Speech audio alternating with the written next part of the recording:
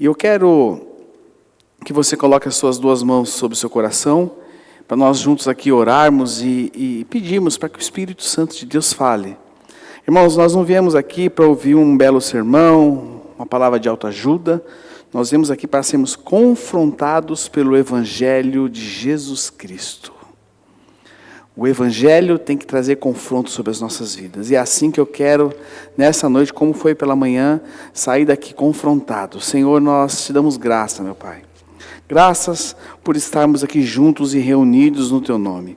Graças, Senhor, porque o Teu amor tem se renovado sobre as nossas vidas dia após dia, Senhor. Nós somos alvo do Seu amor. E por isso nós estamos aqui. Porque o Teu amor nos alcançou.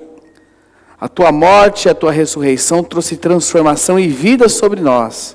Por isso, hoje nós somos novas criaturas em Cristo Jesus. E estamos aqui como Sua família, como Seus filhos e como Sua igreja. Que o Teu Espírito Santo tenha liberdade para falar em nossos corações. Que Teu Espírito Santo tenha liberdade de nos ministrar. Que Teu Espírito Santo tenha liberdade de nos revelar algo novo e poderoso. Por isso, nessa noite, Senhor, nós abrimos os nossos corações para que o Teu Espírito fale conosco. Muito obrigado por este tempo e por estarmos juntos aqui no Teu nome. Em nome de Jesus Cristo. Amém. Amém, irmãos? Como eu falei com vocês, todas as vezes que a gente lê, que a gente tem contato, que a gente come do Evangelho, ele traz para nós um desafio. Um desafio de como nós podemos viver diante de tão grande amor e diante de tão grande salvação que nós recebemos da parte do Senhor. Como nós podemos viver? É um desafio, mas existe uma resposta que é bem simples. Nós podemos viver diante deste grande amor, diante desta grande salvação, entendendo que eu não sou mais eu. Caminho da renúncia. Caminho que é a contracultura do que nós temos vivido nesses dias. A cultura do eu sou mais eu. E quanto mais eu, melhor. Porém, meus irmãos, esse caminho, o caminho do discípulo, o caminho do cristão, é o caminho da contracultura. O Evangelho é uma contracultura que nós, como filhos de Deus e discípulos de Jesus, vivemos nesses dias. É um caminho de negação. É um caminho de renúncia. Um caminho da morte de si mesmo. Morrer para os meus direitos. Esse é o Evangelho que eu creio. Este é o Evangelho que eu creio. E algumas perguntas, na realidade, como eu falei aqui pela manhã, essa mensagem ela não vai terminar hoje, ela termina no outro domingo, né? Que domingo que vem o pastor Demar de Campos vai estar aqui no culto da manhã, à noite a Fabiana vai estar ministrando, e no outro domingo de Santa Ceia nós vamos terminar essa mensagem. E algumas perguntas que eu quero que fique claro para mim e para você aqui, que sejam respondidas aos nossos corações. A primeira delas, o que significa ser um discípulo? O que significa ser um cristão discípulo de Jesus Cristo? O que significa? Irmãos, nós temos convicção de onde nós temos que olhar, para quem nós temos que olhar e nos desligarmos de todas as distrações que esse mundo pode nos dar. É largarmos o controle de muitas áreas das nossas vidas. Nós adoramos ter o controle na mão. Irmãos, eu gosto tanto do controle na minha mão que eu prego com o controle na minha mão. Não é para controlar o slide. Nós gostamos de ter o controle. Talvez você olhe para essas áreas e você fala, mas nenhuma dessas é um ídolo na minha vida. Eu sou 100% Jesus. Você lembra? Eu vou deixar um pouquinho mais aqui para vocês, que tem gente que está fazendo a leitura do QR Code. Eu sou 100% Jesus. Não, eu não preciso disso. Eu não preciso de responder a disso, porque a minha vida está focada no Senhor. Talvez você esteja como Neymar, né? 100% Jesus. 100% Jesus. Irmãos, eu quero aproveitar essa tela que nós estamos aqui. Vocês decorem que estava aqui. Eu vou voltar porque tem um pessoal que está tentando ler o QR Code. Pode tentar fazer a leitura. Existe uma grande questão do cristianismo. E essa questão é: o que é ser cristão? O que é ser cristão em uma cultura em que o cristianismo está em xeque? Aonde as pessoas dizem que eu sou cristão, eu sou crente, eu vou na igreja, eu faço isso, eu faço aquilo outro. Porém, não agem como. Não agem como. Quando aquela figura que estava aqui, que vocês viram, as atitudes daquele rapaz não condizem com o testemunho que ele está declarando ali. E isso faz com que todo o pacote fique comprometido. É ou não é? Já viu na sua empresa, teve experiência, que você fala que você é cristão, aí alguém fala, você é crente como fulano de tal é crente também? Ah, você vai na igreja. Por quê? Porque está comprometido. É uma sociedade onde o ser cristão está comprometido. As igrejas hoje, elas estão cheias. As igrejas estão cheias de pessoas vazias. As pessoas buscam aquilo que fala o ego delas, aquilo que alimenta o seu interior, aquilo que faz com que elas se sintam melhor. Conversava com o Michel ontem, né? E o Michel é o meu professor de Photoshop, né, Michel? E a gente conversava algumas coisas e ele, né, tava vendo, me ajudando a preparar algumas coisas aqui. E aí, eu não lembro qual foi o decorrer da conversa, mas eu sei que ele fez um comentário. Não vai ser autoajuda amanhã, né? Porque, irmãos, evangelho de autoajuda tem um monte. Você pode escolher no cardápio.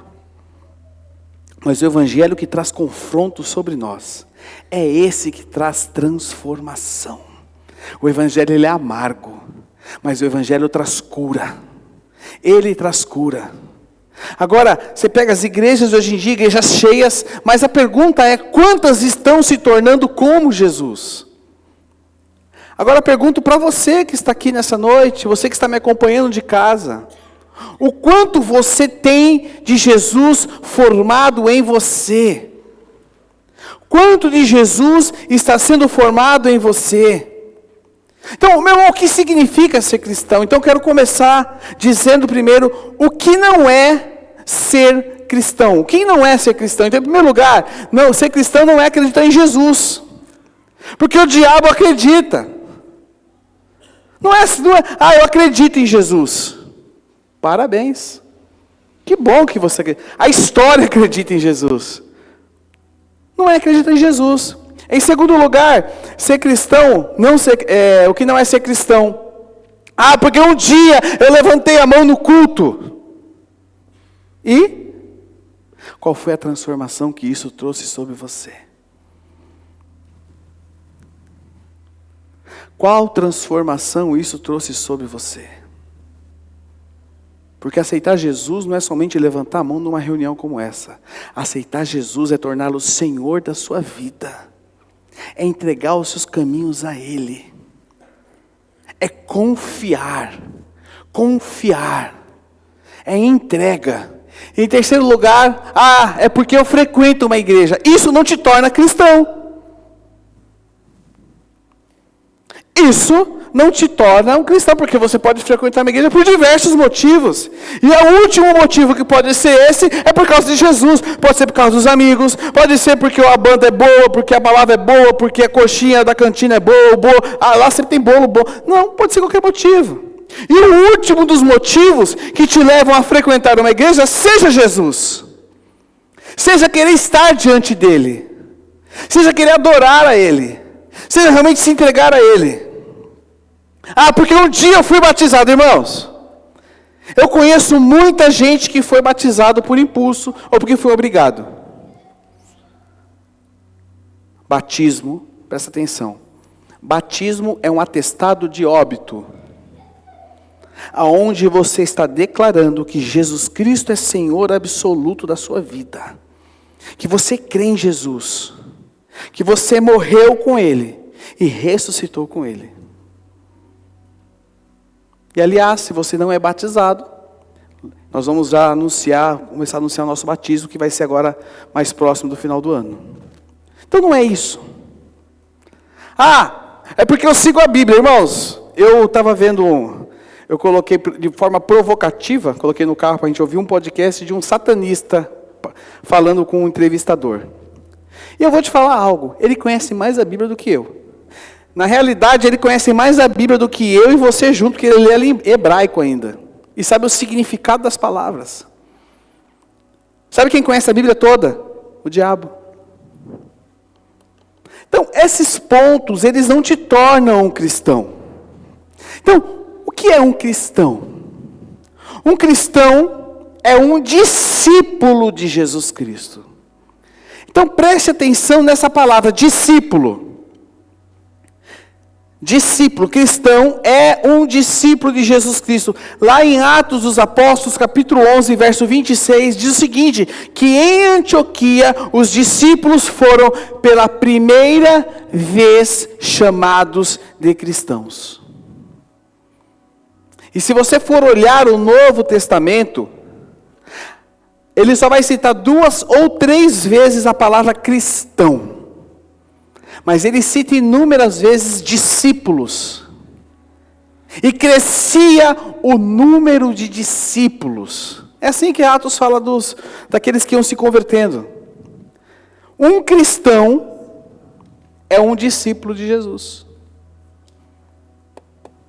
Um cristão é um discípulo de Jesus. A palavra discípulo vem do verbo grego matetes, que significa aluno, que significa aprendiz. O significado da palavra é o seguinte: é alguém que anda com o seu mestre e quer ser igual a ele. Isso é um discípulo, irmãos. Isso é um discípulo. E o que significa ser discípulo de Jesus? O que significa ser discípulo de Jesus? Nós precisamos, presta atenção, nós precisamos ter a resposta. E toda a amplitude dela, do que significa ser um discípulo de Jesus. Quais são as marcas que caracterizam um discípulo de Jesus?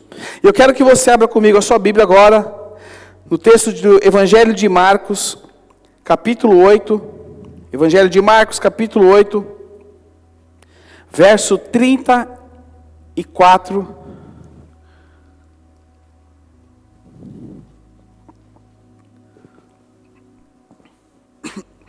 Evangelho de Marcos, capítulo 8, verso 34, nos diz o seguinte: depois chamou quem? A multidão e os discípulos, e disse: se alguém quer ser meu seguidor, negue a si mesmo, tome a sua cruz e siga-me. A resposta para esta pergunta, o que significa ser um discípulo, está aqui. Está nesse versículo. Um versículo pequeno, mas com verdades duras e verdades profundas, que nos mostram o que é ser um discípulo de Jesus Cristo. Mas para nós entendermos o contexto disso, o contexto desse versículo, dessa referência, eu quero que você abra comigo a sua Bíblia, lá no Evangelho de Mateus, capítulo 16.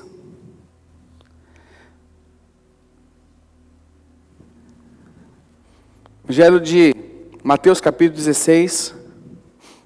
Existe um contexto aqui. E você pode observar que como começa aqui o Evangelho de Marcos? Depois.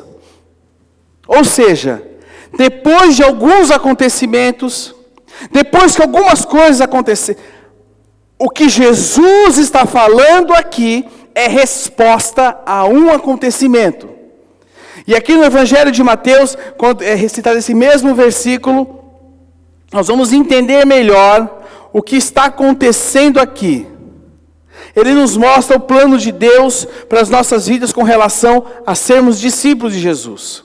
Então, começando, o que acontecia? Jesus caminhava com os seus discípulos e fazendo perguntas a eles.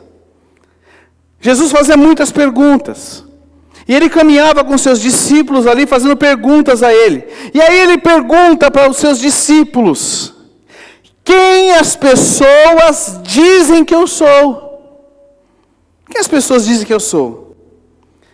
Por quê? Porque Jesus realizava muitas curas.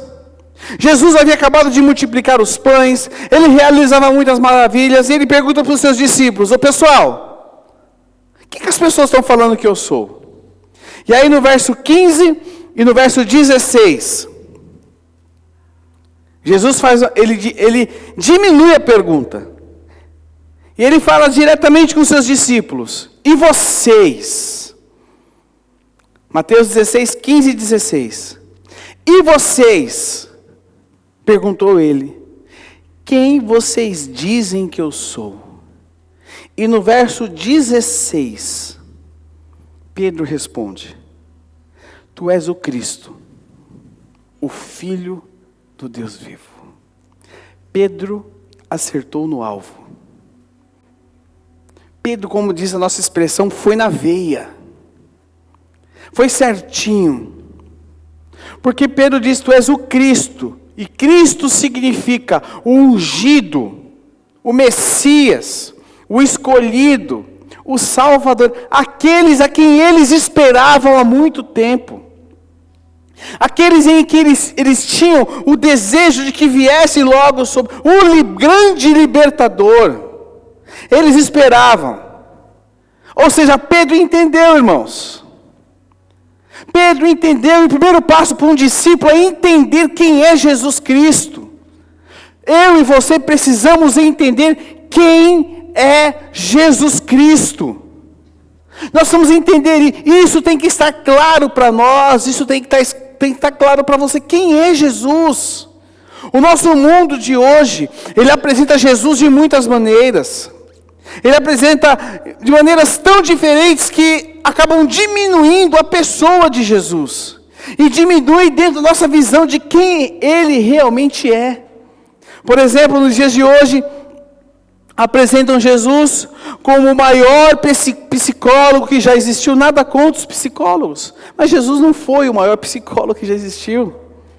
Não, Jesus, tem livros sobre isso. Jesus é o maior exemplo de liderança. Sim, ele foi um grande líder. Mas ele não é só isso. Ah, ele foi o maior gestor. Sim, mas não é só isso. Ele é o maior exemplo de boas maneiras. Não, irmão, sim, mas não é só isso. Ele veio no mundo com uma missão. A missão de nos salvar. E nós precisamos ter isso claro para nós, irmãos. Nós precisamos entender quem é Jesus Cristo, o Filho do Deus vivo. E quando eu entendo quem é Jesus Cristo, o Filho do Deus vivo, eu estou pronto para o próximo passo. Que é entender o que significa isso na minha vida. E aí o verso 21 de Mateus. O verso 21 de Mateus diz o seguinte: daquele momento em diante, Jesus começou a falar claramente com seus discípulos. Então, Jesus jogou a real com os discípulos dele. Foi transparente. E disse que era necessário que ele fosse a Jerusalém e sofresse muitas coisas terríveis nas mãos dos líderes do povo, dos principais sacerdotes e dos mestres da lei. Seria morto, mas no terceiro dia ressuscitaria. Glória a Deus. Irmãos, aqueles homens que haviam acabado de receber a revelação, que Pedro havia acabado de falar que ele era o Cristo, o Messias, ouvem do seu mestre que ele seria morto, que ele iria sofrer. Irmãos, e essa conta para eles não fecha. Sabe por que não fecha? Porque no verso 22, olha só o que diz no verso 22. Olha a postura de Pedro. Olha só a postura de Pedro. O cara que teve a revelação. O cara que enxergou que ele era o Cristo. Que ele era o Messias. E olha a reação dele, quando ele ouve isso da boca de Jesus. No verso 22, Pedro o chamou de lado. Olha a moral de Pedro, hein? E começou a repreendê-lo. Por dizer tais coisas. Jamais, Senhor, disse ele, Isso nunca lhe acontecerá. Sabe por quê, irmãos? Presta atenção. De acordo com a cultura da antiguidade e os deuses daquela época, a cultura romana, deuses não morriam. Deuses não sangravam.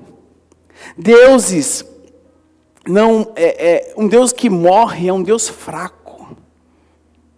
E eles estavam falando com o Messias, o Cristo. Aqui existe o quê? A perspectiva humana. Mas olha o que diz o verso 23. Jesus se voltou para Pedro e disse: afaste-se de mim, Satanás. Você é uma pedra de tropeço para mim. Considera as coisas apenas do ponto de vista humano e não da perspectiva de Deus. O mesmo Pedro, que foi chamado de pedra e que sobre aquela pedra ele edificaria a igreja dele, foi chamado aqui de pedra de tropeço. Olha só, irmãos, o mesmo Pedro.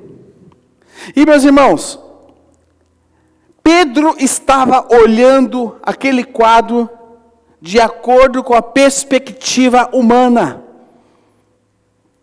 E não de acordo com a perspectiva de Deus. O que o diabo queria fazer ali? Desviar o foco de Jesus, da sua missão para o conforto. E sabe o que o diabo tem tentado fazer nos dias de hoje? Tirar o seu foco. Tirar o seu foco da sua missão. Tirar o seu foco da sua família. Tirar o seu foco da sua vida com Deus.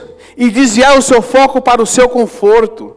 Nós vivemos hoje, sempre tenho falado isso, a ditadura da felicidade. Porque o que importa é ser feliz, eu quero é ser feliz. Se esse casamento não serve mais para mim, se ela não me faz feliz, eu não quero mais saber. Porque o diabo desvia o nosso foco.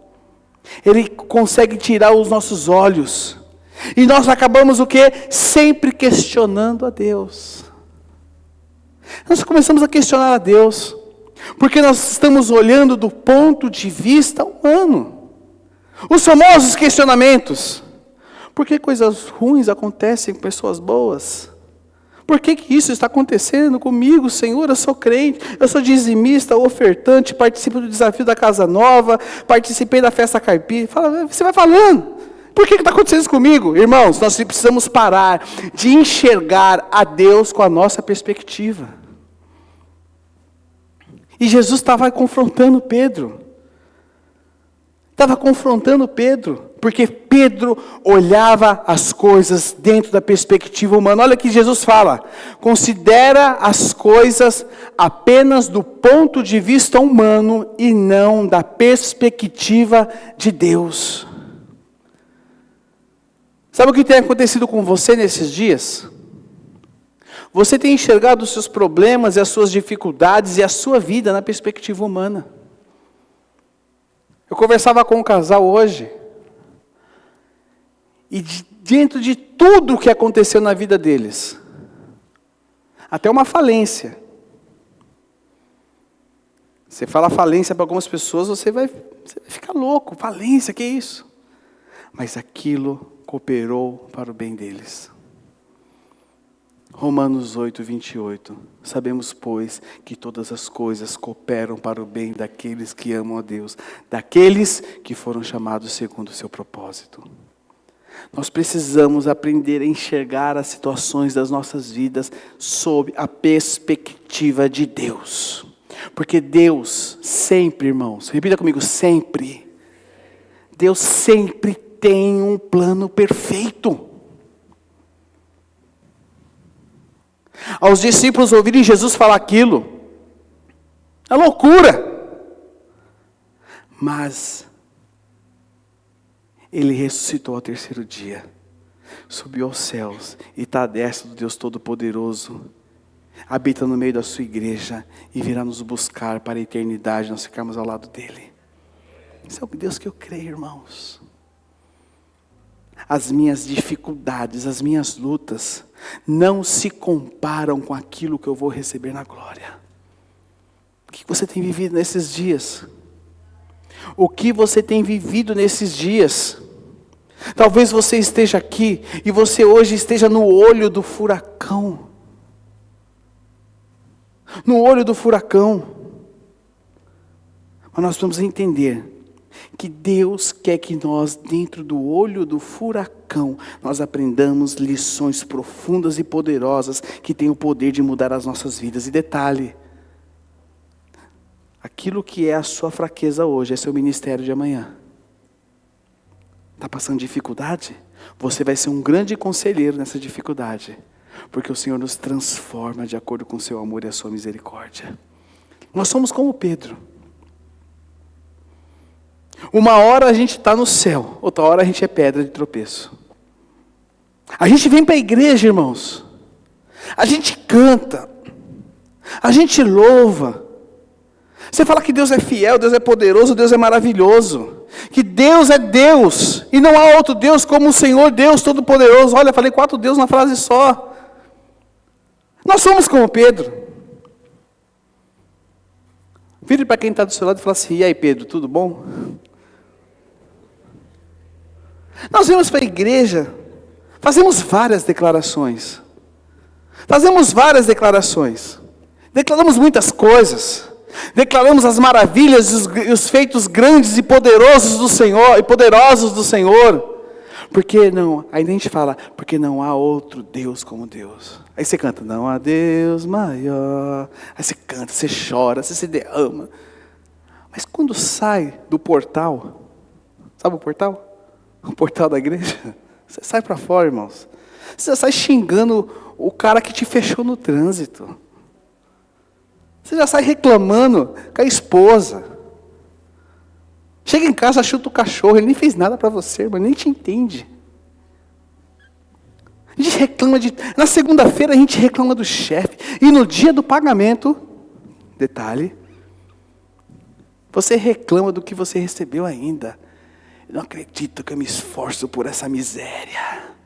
E você fala, obrigado, Senhor, pela tua provisão. Você ora pelo pão. Você ora pelo alimento. Obrigado, Senhor, pela tua provisão e pelo teu alimento. Mas essa mistura hoje, nós somos contraditórios, irmãos. Nós somos contraditórios. E como Jesus falou para Pedro, Pedro, você se tornou uma pedra de tropeço. Nós muitas vezes somos pedra de tropeço na vida de outras pessoas. E o Senhor não nos chamou para sermos pedra de tropeço. O Senhor nos chamou para sermos colunas. Discípulos são colunas. E aí, meus irmãos, o texto em destaque. Aí nós chegamos agora, depois de todo esse contexto, chegamos no texto em destaque. Depois de tudo isso aconteceu, tudo isso que nós lemos, aí Jesus fala, e depois de todas essas declarações, Jesus fala, depois disso tudo, Jesus chamou quem? A multidão, e chamou os seus discípulos, e disse para aquelas pessoas, se alguém quiser ser meu seguidor, negue a si mesmo, tome a sua cruz e siga-me. Este é o caminho do discípulo de Jesus. Este é o caminho reservado para aqueles que creem. O Senhor não nos chamou para nós sermos somente frequentadores de igreja, mas o Senhor nos chamou para nós sermos discípulos. Você é um discípulo de Jesus. Você tem a função de testemunhar para o mundo, para essa cultura, que Jesus Cristo está vivo e que Ele transformou a sua vida. Discípulo é aqueles que buscam ser igual ao seu mestre. Quanto de Jesus está formado em você? Quando o Senhor olha para essa igreja, Ele não quer ver uma igreja bela, iluminada, com belo louvor, não. Ele quer ver o quanto de Jesus está formado nessa igreja. Eu te pergunto, o quanto de Jesus está formado em você? E meus irmãos, presta atenção. Aquela enquete são coisas que tiram o nosso foco. Muitas das coisas daquela enquete são ídolos nas nossas vidas. São ídolos. Muitas vezes nós colocamos o trabalho antes de Deus. Muitas vezes os vícios estão antes de Deus. São deuses nas nossas vidas. As finanças, elas são deuses nas nossas vidas. Mas o nosso chamado é para sermos discípulos de Jesus. O Senhor te chamou para você ser discípulo dEle. Ser discípulo dEle. Eu vou dar um ponto final aqui. Eu vou continuar essa mensagem. Nós vamos falar depois das 3 marcas que distinguem um discípulo de Jesus. Aí vai apertar para nós, irmãos. Já vou dar um conselho, viu? Se não quer ser apertado, nem vem no culto de Santa Ceia. Porque, irmãos, o caminho do discípulo é um caminho que aperta.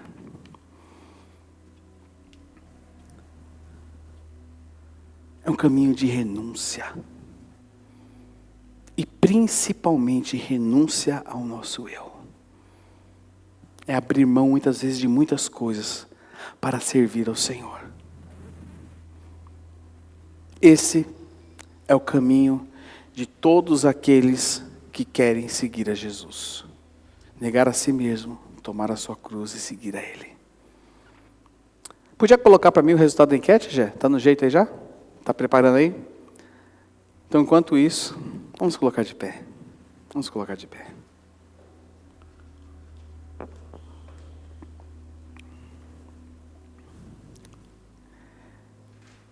Minha pergunta para você nessa noite é: o que tem te atrapalhado? O que tem te atrapalhado? O que tem roubado o seu foco? O que tem roubado a sua visão? O que tem feito com que os desgastes da vida tirem os seus olhos de Jesus? Perspectiva do homem e perspectiva de Deus. Cosmovisão. A nossa cosmovisão cristã é enxergar as coisas da perspectiva de Deus. Como você enxerga as coisas? Como você enxerga as coisas? Se eu colocar aqui um óculos escuro, eu vou enxergar vocês, mas de uma lupa diferente, de uma lente diferente.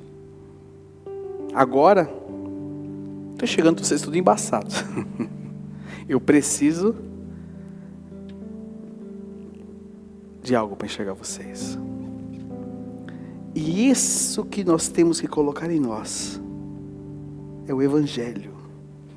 Eu e você precisamos enxergar o mundo de acordo com o Evangelho. Porque nós colocamos tantas visões em nós acreditamos em tantas coisas. Irmãos, eu podia hoje aqui pregar que você pode, que você consegue. Podia pregar aqui que você vai prosperar. Ainda vai prosperar, eu podia falar em nome de Jesus, que é mais forte ainda. Mas você veio para um culto, num domingo à noite, para ouvir que você tem que morrer para ser um discípulo de Jesus. Esse é o desejo da minha vida. Esse é o Evangelho que eu creio. É isso que eu busco todos os dias na minha vida. E quando eu vejo, minha esposa dá testemunha aqui, quando eu vejo que algo está se tornando um ídolo para mim, eu faço questão de riscar ele da minha vida, aquele algo.